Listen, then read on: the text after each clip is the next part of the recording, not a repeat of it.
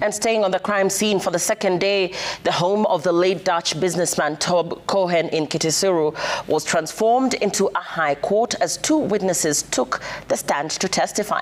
One of the witnesses, a scene of crime officer, told the court that the crime scene had been tampered with, a scene that had been handed over to the custody of the main suspect, Sarah Wairimu, just last month.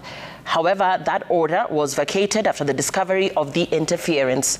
Wairimu faced another setback when the court denied her bond application, citing allegations that she had intimidated a police officer involved in the case. Gatete Njoroge reports. The scene of crime where Dutch businessman Tob Cohen's lifeless body was found on September 13, 2019, remains a focal point in the ongoing trial. On page. For the second consecutive day, the palatial home in one of Nairobi's leafy suburbs has been transformed into a high court where critical testimonies are unfolding. Photograph number 19. 3 witnesses have now taken the stand since Thursday. Among them, a retired scene of crime police officer who once served as a photographer shared gripping details of the discovery, revealing how an underground water tank was uncovered, initially concealed beneath a pile of branches and discarded furniture. After we went close, he was showing there was something underneath of that heap. After removing that heap, yeah. So we could see the part of the water tank. The officer went on to explain that the top cover of the tank had been cemented shut, but upon further inspection, they discovered another lid inside. This was eventually opened, revealing a shocking scene. What stunned the investigators was the clear tampering with the tank's system. The floater, which regulates the water flow, had been interfered with, causing the water to stop flowing into the tank.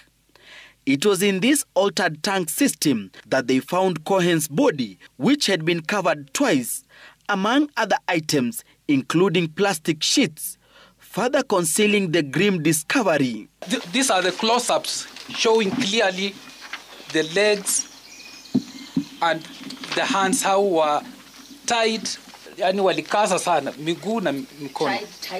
Yes. Yeah. We noticed also after removing the black material, the red material on the head, there was another material.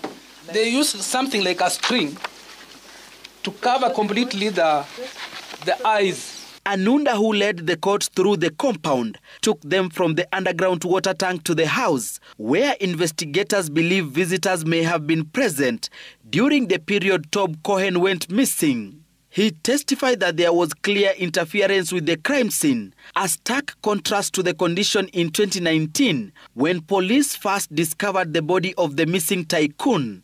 Notably, Sarah Wairimu, the main suspect in the case, had been granted custody of the property just last month. This place was not looking like this. It seems that they are dark, maybe they want to plant some things, but during that time, there wasn't. And 2, there was no that fence.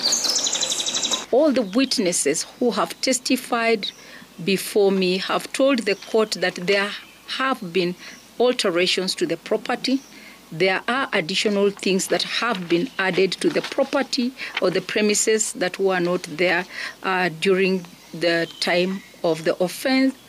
The property herein is handed over to the OCS, Spring Valley Police Station.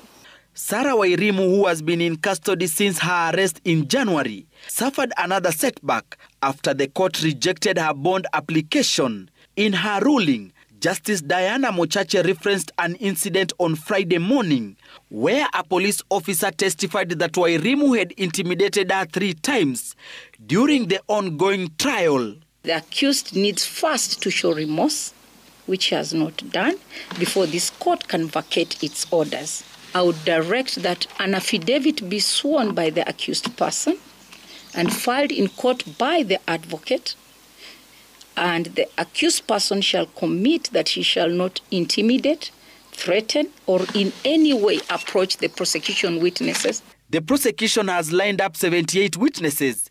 It hopes will strengthen its case and secure a conviction against the main suspect, Sarah Wairimu, the widow of the late Tob Cohen. After a 2-day court session at the home of the slain Dutch businessman Tob Cohen, the case now will be heard on May 7th, with the main suspect Sarah Wairimu remaining in remand. Gatete Njoroge, Citizen TV, Kitisuru,